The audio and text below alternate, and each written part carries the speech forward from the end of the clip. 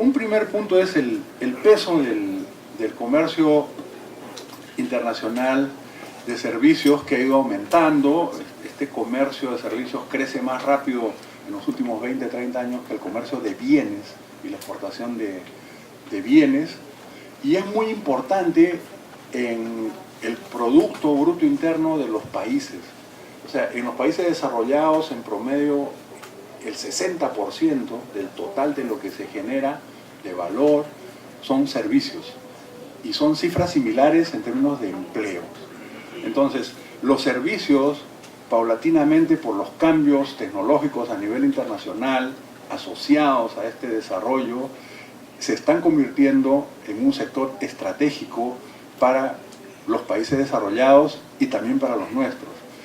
Y al ser un sector estratégico, entonces hay una pugna también de estos países a nivel internacional por favorecer la expansión de estos sectores y de sus empresas a nivel global, ¿no? Entonces, ese es un primer elemento que quiero resaltar: la importancia del sector servicios en términos de aporte al producto y en términos de empleos en los países desarrollados.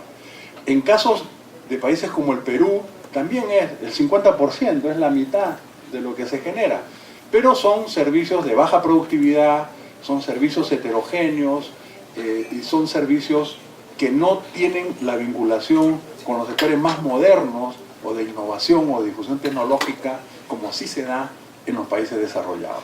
Entonces, tienen un peso similar, pero cualitativamente son distintos, ¿no? La forma en que avance, sean los servicios públicos o los servicios privados.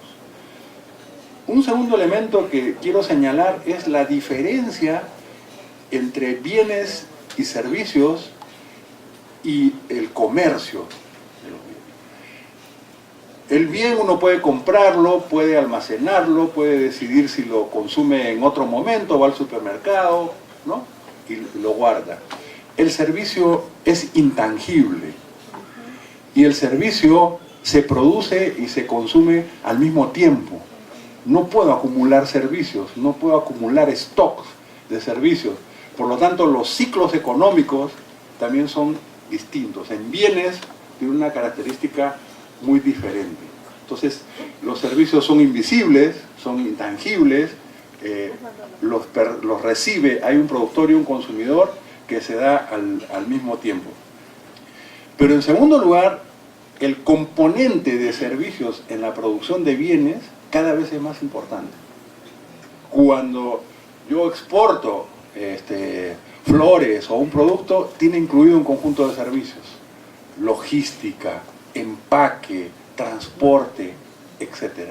Entonces, no es solo que crece la importancia del comercio de servicios a nivel global, sino que crece la importancia o el peso de los servicios en la misma producción de los bienes, ¿no? Entonces, este es otro elemento que me parece importante de señalar o de recordar, o sea, nos afecta en la vida cotidiana, no es una cuestión abstracta, ¿no? En tercer lugar, que así como hay un acuerdo general para el comercio de bienes, y hay un organismo que regula la gobernanza mundial del comercio, que es la Organización Mundial de Comercio, está el GATT, el Acuerdo para Bienes, y está el GATS en inglés, o el Acuerdo General de Comercio de Servicios, que es lo que regula. Todos los países hemos adoptado un compromiso multilateral. O sea, lo que quiero señalar es, no es que el TISA inicia la negociación del comercio de servicios. Ya desde la Organización Mundial de Comercio, todos los países miembros hemos acordado ciertos compromisos en este sector. Y el comercio de servicios tiene 4 modos de prestación. Uno es el comercio transfronterizo, por ejemplo, telecomunicaciones, ¿cierto? No se mueve ni el consumidor ni el productor del servicio, pero tenemos el servicio, telefonía, etc. Está el modo 2 del comercio de servicios, que es cuando el consumidor se desplaza. En este caso, por ejemplo, típico es el turismo. Si yo quiero ver Machu Picchu, tengo que ir al Cusco para conocerlo, o las pirámides de Egipto. O sea, el consumidor se tiene que desplazar. Entonces, pero a veces es contraintuitivo, ¿no? Porque uno dice, si todo lo que sale en bienes son exportaciones, son divisas y son ingresos. Cuando salen turistas peruanos al exterior, es una importación de servicios. Y cuando llegan los turistas al Perú, es una exportación de servicios, porque es el consumidor el que se desplaza, ¿no? Ese es el modo 2. Después está el modo 3, que es lo que se llama presencia comercial. El modo 3 es cuando una empresa pone una subsidiaria. Por ejemplo, el banco BBV, que es español, pone una sucursal y una subsidiaria en el Perú. Y así. Entonces, ¿quién se desplaza? El proveedor del servicio. No es el consumidor, sino es la empresa la que pone una sucursal al lugar donde va a dar el servicio, ¿no? Ese es el modo 3. Y el modo 4 es el movimiento temporal de personas, donde se desplazan para prestar un servicio en consultorías o en algún consumo de corto plazo. Entonces, menciono estos 4 modos de prestación porque en cada uno de ellos se negocia el tema de acceso a mercado y de trato nacional. O sea, ¿puedo tener acceso en todos estos sectores irrestricto o no lo puedo tener? Eso depende de lo que el país decida abrir o no. Por ejemplo, en turismo, ¿pueden empresas extranjeras ser proveedores y vender paquetes de turismo localmente? Hay países que dicen no, los guías deben ser nacionales, o por lo menos debes acordar el componente doméstico de ese turismo con operadores locales, ¿no? Y hay otros que son muy flexibles. El Perú no tiene ni siquiera línea de bandera, entonces lo que se usa de transporte aéreo está beneficiado por empresas extranjeras. O el tema de cabotaje. Muchos de los países, incluido Estados Unidos, dicen el cabotaje, o sea, el transporte doméstico de combustibles y tráfico doméstico, se reserva a empresas nacionales, por seguridad nacional, porque no cualquiera puede ser cabotaje. Cuando nosotros tuvimos un conflicto con el norte, las Fuerzas Armadas no tenían cómo transportar combustible, porque no teníamos empresas, primero de transporte, pues se liquidó la Marina Mercante, y porque había que negociar con los operadores para hacer el transporte, y se tuvo que hacer otras cosas, ¿no? Entonces, digamos, lo que quiero decir es que en cada modo de prestación se ponen mayor o menor acceso. Una sucursal va a poder traer a todo el personal extranjero o debe tener una obligación de contratar personal local a igualdad de calidad de servicio. Bueno, en la mayoría de países, ¿no? Claro, hay unas cosas que son de confianza, de tecnología, está bien, pero otros regulan y dicen no, puedes algunas cosas y otras no.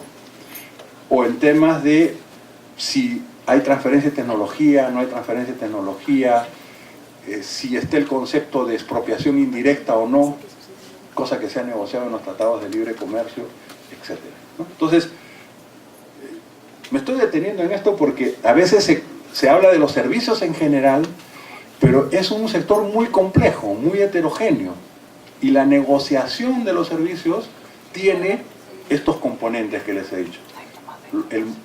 En la jerga es modo 1, modo 2, modo 3, modo 4. Ahora, o sea, ya todos estamos familiarizados con la jerga, ¿no? Entonces, ahora, entonces el TISA, ¿cómo aparece?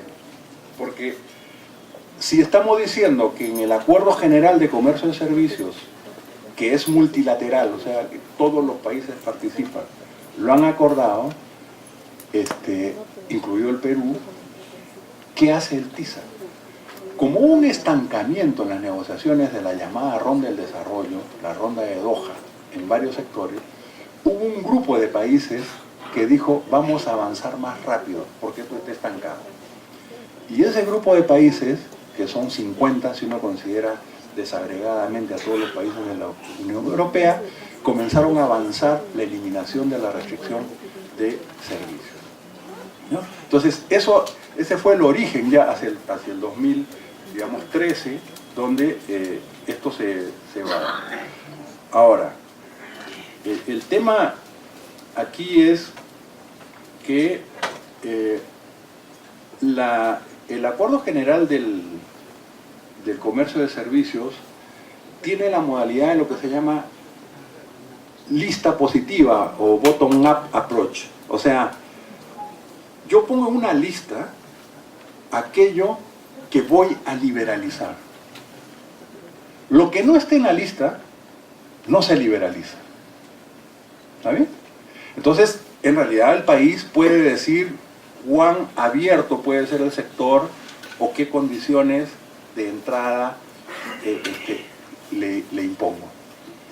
Los tratados de libre comercio, sin embargo, con la modalidad impulsada por Estados Unidos, tienen el top-down approach, o sea, listas negativas. ¿Ya? Entonces, ¿qué pongo en la lista? En la lista pongo las excepciones. Y lo que yo no pongo en la lista, queda liberalizado. O sea, es mucho más radical, digamos. Entonces, claro. ¿Por qué estoy mencionando esto? Porque en el caso del TISA se está planteando, ¿no es cierto?, lista positiva para acceso a mercados, o sea que los países dicen que voy a liberalizar, pero están planteando lista negativa para trato nacional. En la OMC hay el principio de no discriminación. El principio de no discriminación tiene dos elementos sustanciales. Uno es el trato nacional y el otro es la cláusula de nación más favorecida. El trato nacional quiere decir que si un bien o un servicio ingresa al territorio, no puedo discriminar porque es extranjero y debe recibir exactamente el mismo trato que si fuera un productor nacional, ¿no? Entonces, ¿qué quiere decir lista negativa allí?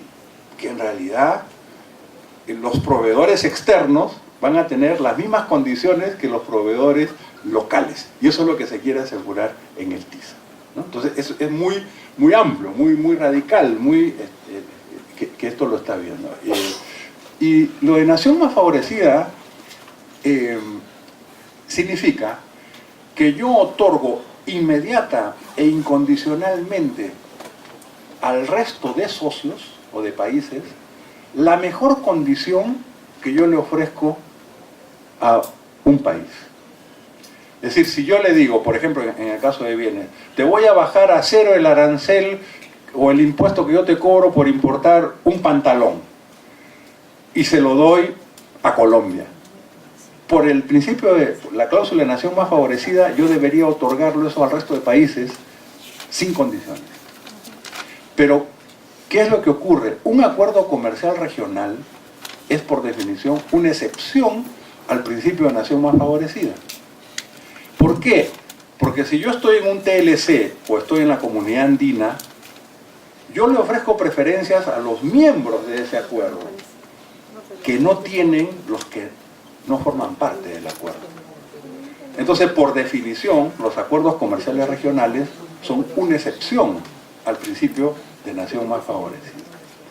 Menciono esto porque en el caso del TISA, lo que se está planteando o que se está buscando es que las condiciones que un país tenga de preferencias con un no miembro del TISA se otorguen o que se extiendan indefinidamente al resto de socios, ¿no es cierto? Entonces, claro, pierdo margen de maniobra, ¿no es cierto?, no solo en el aspecto de trato nacional, si yo quiero favorecer el desarrollo de ciertas empresas locales o nacionales, sino que cualquier ventaja que yo obtenga con otros, inmediatamente tendría que otorgarlo a los que forman parte de esta cuestión. El TISA tiene como 15 anexos regulatorios, o sea, estamos hablando de servicios financieros, telecomunicaciones, transparencia, regulación doméstica, comercio electrónico, movimiento temporal de personas físicas, y se suma transporte marítimo, terrestre y aéreo. Servicios aéreos están excluidos, ¿no? Servicios profesionales, servicios de entrega, compras gubernamentales, servicios de energía y monopolios estatales, ¿no? Entonces, la amplitud de lo que estamos considerando en la negociación del TISA es muy grande. O sea, entonces, claro, ¿qué cosa es lo que dice la posición oficial del Ministerio de Comercio? No, ustedes no deben preocuparse por el caso de los servicios públicos, porque en esos casos no hay obligación ni de privatizarlos ni de abrirlos. Pero esa afirmación es parcialmente cierta. Entonces, cuando son parcialmente ciertas, son más peligrosas que si fueran mentiras. ¿Por qué? Porque hay una definición en el acuerdo TISA sobre lo que son servicios o monopolios o servicios gubernamentales o los que el Estado puede mantener. Y esa definición es la que dice cuando son provistas en condiciones de competencia. Entonces, claro, si yo estoy hablando de monopolios técnicos, que son los llamados monopolios naturales, yo no puedo tener 50 cableados para telefonía, ¿no? No puedo tener 80 puertos en el mismo sitio, ¿no? O sea, puede haber uno, o puede haber dos, pero son lo que se llaman monopolios naturales. Entonces, si en esos casos, o el agua, no puedo tener 80 empresas prestadoras de agua en el mismo lugar, pero si el servicio es brindado por el Estado, se puede argumentar y decir, no, pero no está en competencia. Entonces, de allí lo que se decía en la primera mesa, ¿no? Partir a Sedapal en 3 o en otros, ya es introducir competencia. Pero, entre comillas, introducir competencia es en realidad destrozar a la empresa y es privatizarla en la práctica. Entonces, ese peligro existe en términos de todos los sectores que estoy mencionando y la provisión de servicios públicos. O sea, lo que a veces son monopolios, porque el Estado tiene que garantizar el derecho del agua y de otros derechos que son incluso considerados derechos humanos, ¿no es cierto?, queda abierto a una interpretación o a una demanda por parte de estas empresas para poder participar y generar en la práctica lo que el Ministerio dice que no va a ocurrir, que es una privatización, ¿no?, o un debilitamiento de esta presencia del Estado. Está también lo que llaman las cláusulas cremallera, ratchet clause, ¿no? Donde las liberalizaciones autónomas se incorporan automáticamente a la lista de compromisos nacionales. Y hay otro principio que es el de forward, nación más favorecida, que es que nosotros tenemos cambios tecnológicos y hay servicios que van apareciendo, ¿no? Hace 20 años Internet no había, ¿no es cierto? Pero ahora hay. Entonces, y no sabemos la velocidad a la que se da la innovación es tal que los servicios van apareciendo y se van multiplicando. Entonces, pero estoy negociando hoy, no sé qué va a aparecer más adelante. Entonces, por el principio de lista negativa, si yo no listo, cuando aparezca un nuevo servicio va a quedar liberalizado. Pero yo no soy Nostradamus, pues no puedo saber qué cosa va a aparecer. Pero están planteando un poco que eso ocurra para favorecer, digamos, esta multiplicación de actividades por parte de las empresas multinacionales. En la OMC y en las negociaciones uno puede poner una salvaguarda y puede decir, no, si aparece un nuevo servicio, nos sentamos a negociar. Eso es lo correcto. Entonces veremos si al país le conviene o no le conviene. En este acuerdo, ese principio, esa salvaguardia prácticamente está siendo eliminada. O sea, como que no puedo, digamos, generar esas condiciones para después poder. Ahora, lo que también hay que mencionar es la relación entre esto que se está planteando aquí con la apertura unilateral, los TLCs y los otros acuerdos. O sea, nosotros hemos tenido en los años 90 un proceso de liberalización y apertura de los más radicales de América Latina, a diferencia de otros países que lo hicieron gradualmente o que mantuvieron una presencia del Estado en sectores estratégicos importantes, ¿no? El caso de Costa Rica, el caso de Uruguay. Y no es casualidad que la presión social de los trabajadores y ciudadanas que hubo en Uruguay fue tal que hizo que Uruguay se retire del TISA. ¿Por qué? Porque los servicios públicos que son del Estado y que funcionan bien, y en tema de telecomunicaciones, Antel, tienen empresas que realmente con banda ancha y otros proveen un servicio de calidad, estaban en riesgo por los elementos que he tratado de señalar. Es un poco engorroso, pero es una jerga que cuando uno ya la aprende ya es como si nada, ¿no? Pero digamos, sí había un riesgo concreto para Uruguay y dijeron entonces me retiro y no salgo. ¿Qué pasó? Porque a veces dicen, si tú te retiras de una negociación, llega el juicio final, ¿no? O sea, casi que el país es un paria, que no pasó nada. Uruguay sigue ahí, sigue desarrollando su software, sigue proveyendo servicios, no pasó nada, o sea, no hay, bueno, todavía no se ha concretado el acuerdo. Ahora, nosotros hemos negociado servicios en el TLC con Estados Unidos, con este principio de listas negativas que les mencioné. Y es más, juntaron la negociación de servicios con los mismos principios de lo que se negoció presencia comercial en bienes, el modo 3 que les mencioné hace un momento. ¿Qué quiere decir esto? Por ejemplo, que lo que se define como inversión es muy amplio.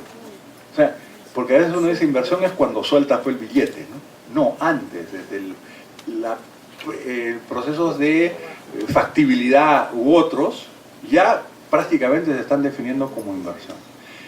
En segundo lugar, está planteado el principio de expropiación indirecta. Es decir, si yo aplico impuestos o medidas desde el Estado que afecten o amenacen la tasa de ganancias de esa empresa, ellos pueden decir que es una expropiación indirecta, que es como si los estuvieran tocando su capital, ¿no? Eso se ha acordado para bienes, pero nosotros hemos aceptado que eso se extienda también a servicios en el caso del TLC con Estados Unidos. Y hay otro elemento que es el que se llama requisitos de desempeño. Los requisitos de desempeño son cuando yo le digo ya, ¿eres inversión extranjera? Bienvenida. Pero me vas a transferir tecnología, conversemos sobre eso, cómo puede darse esa transferencia. Vamos a ver que si hay insumos nacionales a igualdad de calidad y precio, compras los insumos nacionales y no los importas. Tercero, si importas bienes del exterior, te comprometes a exportar por lo menos en la misma magnitud, para que no generes un desequilibrio entre exportaciones e importaciones del sector. Y así, o sea, uno puede poner ciertas condiciones. ¿Qué se negoció en el TLC con Estados Unidos? Eliminar los requisitos de desempeño. Entonces no puedes poner ninguna condición en la negociación. O sea, lo que quiero decir es, hemos partido, nosotros no somos ni Uruguay ni Costa Rica, ¿no? Hemos partido de una apertura mucho más radical y tenemos tratados de libre comercio con Estados Unidos, con la Unión Europea, con varios países, donde ya hemos hecho una serie de concesiones. Entonces esto se puede leer de dos formas. Una, visión oficial, ya hicimos el ajuste. Entonces no te preocupes, así como decían también con el TPP, vamos a firmar, el costo va a ser menor, ya el costo lo pagamos en los años 90, ya somos competitivos, ya el ajuste se dio, ¿no? Lo mismo se dice para el TISA. Ya hemos negociado, ya tenemos.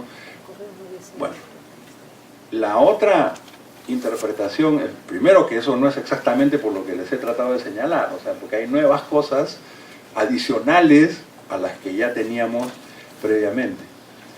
Pero el otro tema es que, ¿qué nos queda del Estado?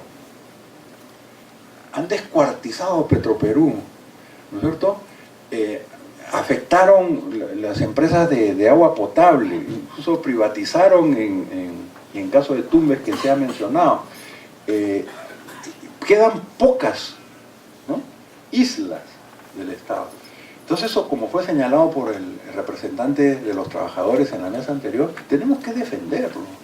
O sea, tenemos que consolidar un rol y una función, sobre todo en empresas estratégicas o en servicios públicos, que ya, si nos quitan eso, ya pues estaríamos en una situación incluso pre-liberal, ¿no? O sea, ni siquiera asegurar los servicios. Hablando de esto, uno de los temas del TISA también es que como que ya liberalizas y como que no puedes dar marcha atrás. Y ustedes saben, porque acá están expertos y los dirigentes que conocen mucho más el tema, que hay países donde se privatizó el agua y después recularon, tuvieron que retroceder porque fue un desastre. Bueno, si yo firmo este convenio ya no puedo retroceder, ¿no? Entonces, ese también es un peligro, porque pierde márgenes de maniobra o pierde soberanía el Estado en función de determinadas políticas, ¿no? Entonces, solo para terminar, y ya para unos 30 minutos, iba a hablar menos, pero no he podido. Había preparado 30.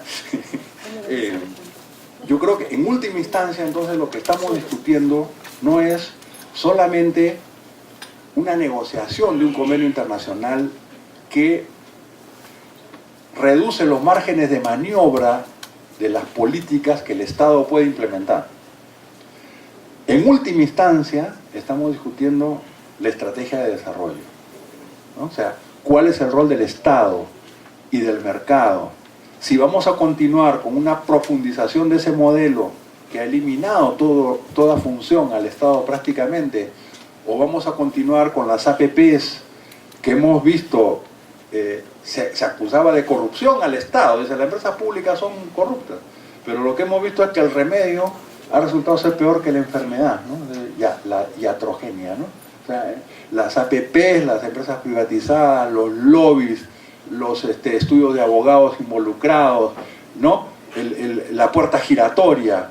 Yo soy ministro, pero por encargo de las empresas a las cuales sirvo, y una vez que salgo del ministerio, sigo y soy ascendido, ¿no es cierto? Y tengo una serie de utilidades y ganancias, y nosotros quedamos, y a veces la captura directa del Estado, sin intermediación por parte de estas empresas transnacionales o de estos grupos de poder. Entonces, lo que está en juego en última instancia es una estrategia de desarrollo, de equilibrio mercado-estado, con sectores estratégicos, con provisión de servicios públicos de calidad, una diversificación productiva que nos permita cambiar una inserción primario exportadora que genere empleos suficientes, ¿no? Y una profesionalización también de los sectores del Estado y otros. Y lo que tenemos ahora es un riesgo grande, y con eso termino, porque hay propuestas de reforma laboral, entre comillas, que se están impulsando desde el Ministerio de Trabajo y del Ministerio de Economía. Y en esas propuestas, como ha dicho la CGTP y la CUT y otras centrales, hay riesgos graves, ¿no? De despidos masivos, de la neoley Pulpín, de la sustitución de trabajadores. Entonces, estamos enfrentando una ofensiva, ¿cierto?, de reducción de estándares laborales, de eliminación de los pocos derechos que le quedan a los trabajadores. Entonces, es en general, a nivel global, que se dan instrumentos o tratados internacionales que después las empresas u otros dicen no podemos aplicar esta política porque nos hemos comprometido en estos tratados internacionales, y de otro lado, como una tenaza, reduciendo estándares laborales o reduciendo estándares ambientales para profundizar un modelo en un contexto de crisis, ¿no? Entonces, la pelea es grande, no solo la defensa del Estado, de los servicios públicos, sino también la pelea por una estrategia de desarrollo que genere bienestar al conjunto de la población y no solo a unos cuantos privilegiados. Muchas gracias.